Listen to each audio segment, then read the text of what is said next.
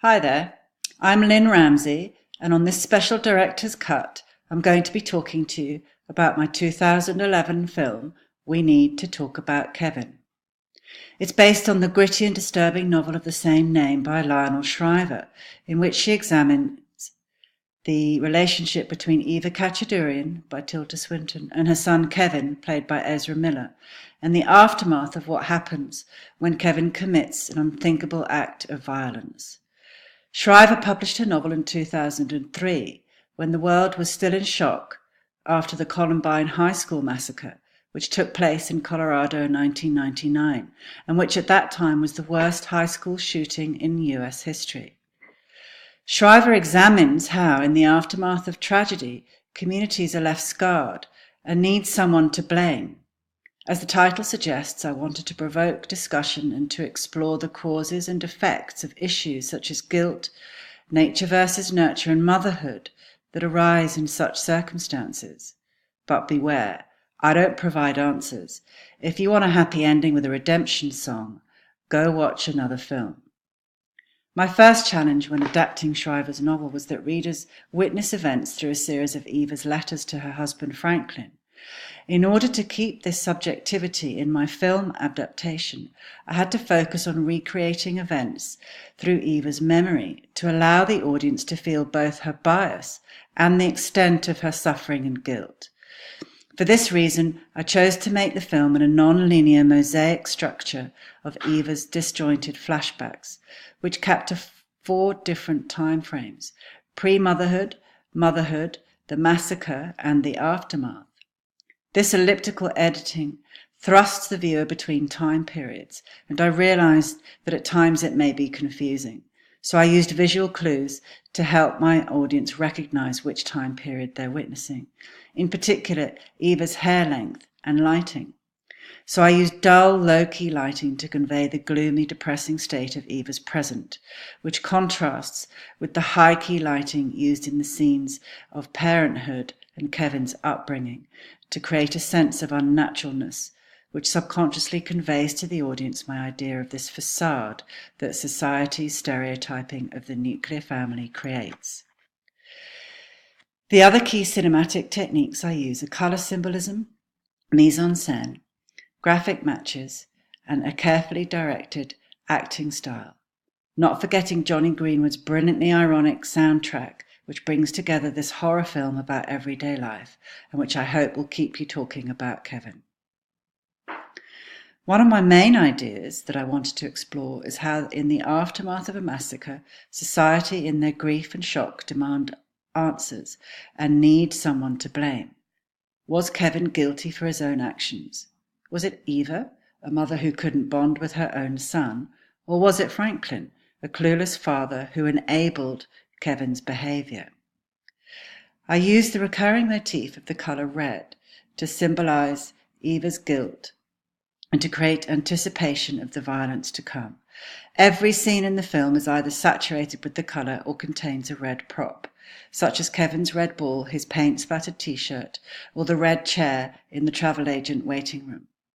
By saturating most scenes with the color red as a recurring motif to symbolize Eva's own guilt, I added to the visceral experience for the audience, making it intensely uncomfortable viewing.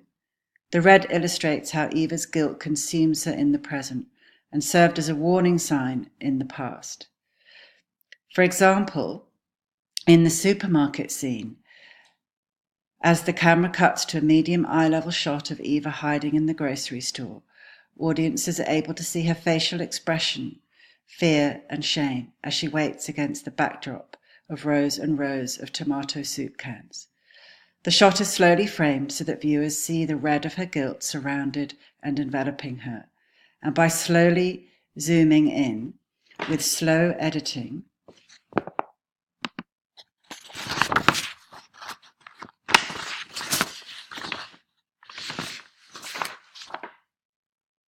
I wanted to make sure the audience had time to think about how she's feeling, alone, scared, and overwhelmed with guilt. Inescapably linked with Eva's guilt is the idea of nature versus nurture. Was Kevin born this way, or did Eva's poor mothering make him a monster? Characterization and acting style helped me explore this and to build an eerie and uncomfortable chemistry between Eva and Kevin. I used graphic matches such as Eva spitting out the eggshells and carefully lining them up on her plate, with Kevin biting his fingernails and lining them up on the table in prison to give the audience clues to their similarities. In each of these scenes, I used a close-up shot to allow the audience to see the methodical detail in mother and son and to convey the awkward truth that whether they like it or not, Eva and Kevin share common traits. It's also no coincidence that the on-scene characters are remarkably alike. I knew I had to cast two actors with incredibly similar features in order to reinforce these unsettling parallels between mother and son. In the scene in which Eva dunks her face in the basin, I used graphic editing where Eva's face morphs into Kevin's to portray how Eva takes on the guilt for her son's crime, but also to remind my audience that he is inescapably a product of her, thus posing unsettling questions about the nature or nurture of evil. The undershot close-up of Eva's face and distraught expression captures this vividly as we witness her recognition that there is something of herself in her evil son. But as I've already mentioned, it's in society's stereotyping and expectations of motherhood that reality really earns my contempt. I wanted to pry open the darkest unspoken secrets of motherhood and challenge them against society's norms. From the start, I convey Eva's isolation and rejection of motherhood through mise-en-scène and by isolating Eva from the other mothers in the pregnancy class. I show how she was separated from the other mothers and their shared joyful experience of pregnancy. In this scene, I directed Swinton to portray a bewildered Eva sitting slumped and silent in baggy clothing, her stomach covered, which was an intentional costume choice to show how she felt suffocated and at odds with the joyous, chattering mothers around her. I cut to an eye-level long shot of Eva walking listlessly down the corridor as a stampede of tutued young ballerinas surround her, expressionless and disengaged, to highlight the disconnect between her mind and the expected maternal role.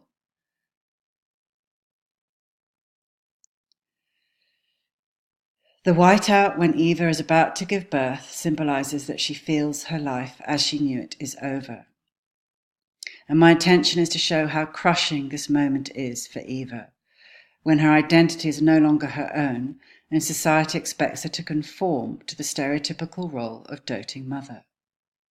I really wanted my viewers to question this unspoken criticism of women in society who don't necessarily long for children.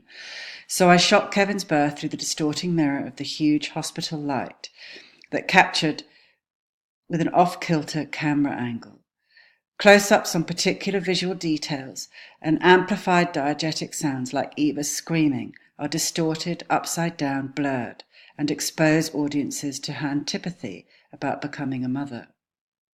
I attack the stereotype that women have a maternal instinct that makes them bond with their children at birth and that caring for a child is natural and gratifying for them. For Eva, motherhood brings utter resentment. I utilised mise-en-scène and in particular acting style once again through repetition of details to show the uncomfortable connection between Kevin and Eva. By using long shots of them in the house in the suburbs, unwittingly mirroring each other's body language, I'm showing how they identify with each other with resentment and icy hatred. By placing them at opposite edges of the frames or with their backs to each other, I use the space between them to create a feeling of distance, and I use the sounds of silence to speak, louder than dialogue, of the emptiness between them. The silences of the film are punctuated by intensified diegetic sound, as ordinary everyday sounds are joltingly amplified. Once again, viewers are thrust into Eva's exhaustion and resentment as she grapples with motherhood, along with an ironic country soundtrack throughout, which works as an unsettling counterpoint to the graphic visuals. I enhance the irony of Eva's situation and challenge society's stereotypical facades to show that in reality things aren't always what they seem. That in reality, perhaps it is society's failure to recognise when mothers or their sons need support that is actually to blame for these tragedies. So what's up with the ending? Well, despite the unspeakably tragic events, I do offer my viewers a small glimmer of hope. That is, of a mother finally accepting her role as a parent. So in the final scene, I cut to Eva, fully in the present, no flashbacks, no red, and no sounds from the past. In the dialogue between mother and son, on the anniversary of the massacre, Eva finally asks Kevin the question we've all been waiting for. I just want to know why. In this scene, I wanted viewers to be shocked by how drastically changed Kevin's appearance is. His head shaved, with visible scars, wearing the orange jumpsuit of adult prison uniform. And when we see his expression in close-up, we witness uncharacteristic vulnerability and even perhaps fear as he replies, "I used to think I knew, but now I'm not so sure." I use an eye-level close-up shot to focus on Eva's stiff back as she awkwardly embraces this drastically different Kevin, to show her honesty and connection to her son as she finally realizes his need for her support.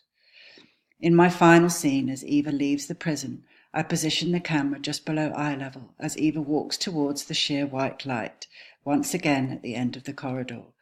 The whiteout this time, though, symbolizes hope for some redemption and a new beginning.